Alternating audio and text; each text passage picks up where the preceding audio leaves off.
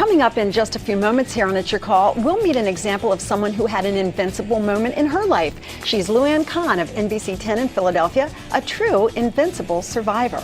You'll hear her story in just a moment. Right now, though, I'm Lynn Doyle, and we are continuing our discussion with Janet and Vince Papale about their latest book, which is aptly titled Be Invincible. So we're talking about invincible moments. You've shared yours, Vince, with us, and Janet, you shared yours as well. Where did you get the inspiration to find other invincible moments? Where did those characters come from? Well, we reached out to them. You know, social media is such a great thing now, and so we reached out through social media. And also with our co-writer, Tim, he had a couple of contacts and people that he knew. And between the combination of that, people that we were interested in talking to, some people I knew. I for example, really wanted to talk to Michael Ruzioni because he, to me, is the epitome of it all. And so he lent his story to us. From the 1980 hockey team. Yes, and now a friend of mine, Teresa Serio, I do a lot of work with the wounded warriors and paralyzed vets, and Teresa has worked with me in doing that. She lost her leg at the top of her singing career, and now she's such an inspiration to the troops. So that was some of it, and then some great ideas that Janet had given me. And I like the fact that in addition to sharing the invincible moments, you also, Janet, put a perspective on it from a woman's point of view. And I really, that one kind of moved me because we do view things differently than they do, whether Absolutely. Anybody wants to believe it or not. Absolutely. Unfortunately, what Title IX did for us is gave us more to do. You know, remember back in the 70s, 80s, they brought in Title IX. Women had to have equal rights. They had to be able to do the playing field.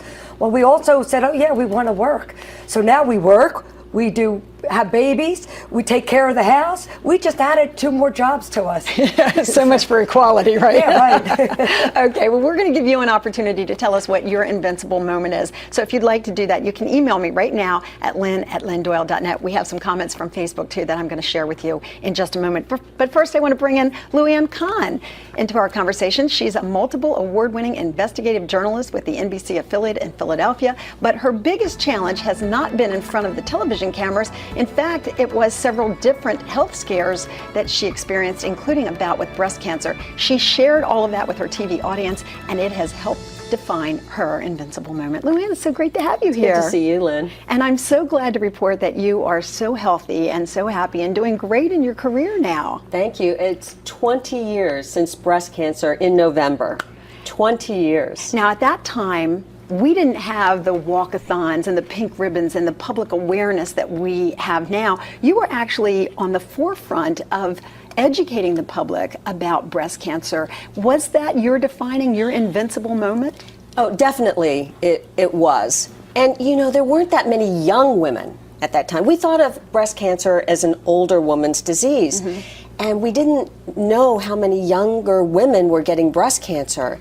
And as my generation came up and started getting it, we were angry and we spoke out. But at the time I was diagnosed, I was 34 years old, just turned 35. I didn't know anyone who had breast cancer. There was no one in my family who had breast cancer. I was terrified. I didn't know if I'd survive.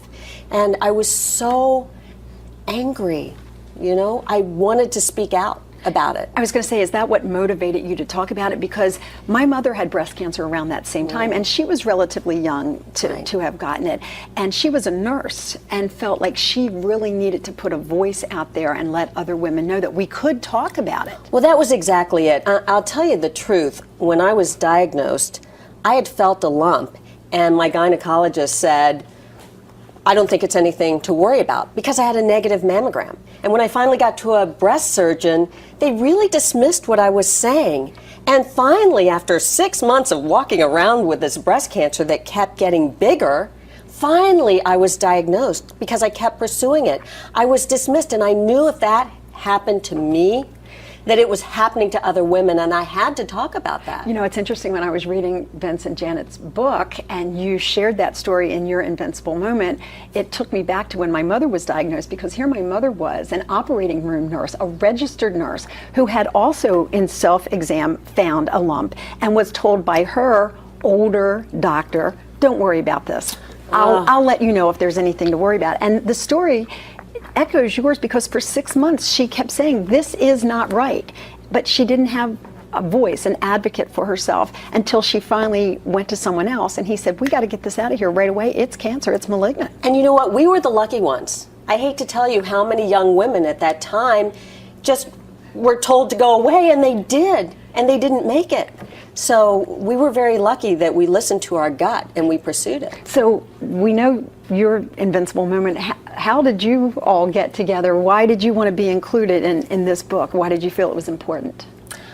You know, I really relate to their book, and I really understand, I think, what they're talking about. And one of the things I thought that was so important, what Vince and Janet said, was that you're either fighting, sometimes in your best moment, you're fighting for something or you're fighting against something. You got to find that passion. And we all have a role to play, and sometimes you just know in your gut when it's your time to step up. My dad was a social worker, and I think I always learned as I was growing up, there are times you got to step up, not just for yourself, but for other people. That seems like a lot of people will say, gosh, that just takes so much energy, and I am using everything I have just to get through my day. I'd love to have dreams. I'd love to have an invincible moment. I'd love to have a playbook for life that I could follow. But right now, I can just barely survive the day. What do you say to those folks? Go back to the fundamentals. Always go back to the fundamentals in order to get through and to survive, you know, and those kinds of things that drive you, those kinds of things that motivate you. And as Luann had said, you know, find out what your role is and try to find the passion within that role and just play it out. Janet? What? I think you have to take time for you. You know, we're on such a treadmill, and we're going from this event to the next event. You have your kids, you're juggling. You forget you in the process. You know, I remember I used to make fun of people. What do you mean you don't have time to work out? You have to make working out part of your daily life. Guess what? If you don't schedule it, it doesn't happen. Right. Because you can fill up your life with 100 different things, because there's always going to be somebody pulling at you.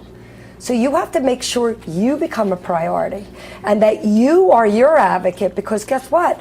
If you're not, everybody's just going to keep taking because you have the energy. Women always have that obstacle to overcome because people look to us to be the caretakers and to manage things, and we very often put our own needs Oh, that's absolutely right. To the end of the line. We're always take care of the boss, our husband, our kids, everybody, which is when I talk hope about... not in that order. Well, no. And you know what I mean. Although we have the same bosses now, so perhaps our priority has changed. Right.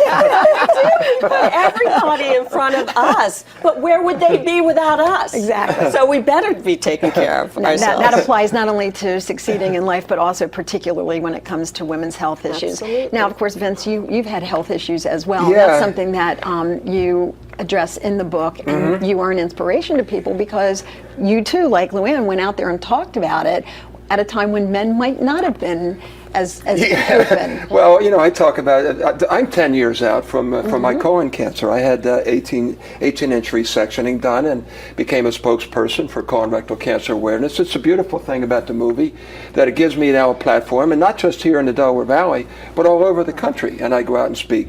But I wouldn't be here today if it weren't for her. You know, because Janet says, look, you got to get it physical. You know, you can run this, you can do that, but that's on the outside. What's going on the inside? And thank goodness I go, and then they find out there's this polyp, and they take it out. So I always tell people, especially my age, or if you haven't had a colonoscopy by the time you're 50 years old, take the test. You might like it. You know, who knows? And you'll never know what they find in there. You know, the last one I got, I found my father's shoe. So, you know, but you know, you got to have fun with it. But the message is there that really the cure to a lot of cancers is early detection. Right. And colon cancer is without a doubt one of the most curable, if not the most curable cancer there is out there, but you have to have early detection. But Janet's the one. If it weren't for her, I would never taken that test. I'm okay. There's no symptoms, right? Right. So. Well, we've asked our Facebook audience if they wanted to share some obstacles and have some questions for Vince, Janet, and Luann. And one of the things that I asked was, what's the biggest obstacle that you've ever overcome, or what's holding you back right now? And people have written in. One says, what if you have like no support system? If you're out there and you're struggling on your own and you don't have people who can help you make these dreams come true, where do you find them? Who do you look to? Mentors.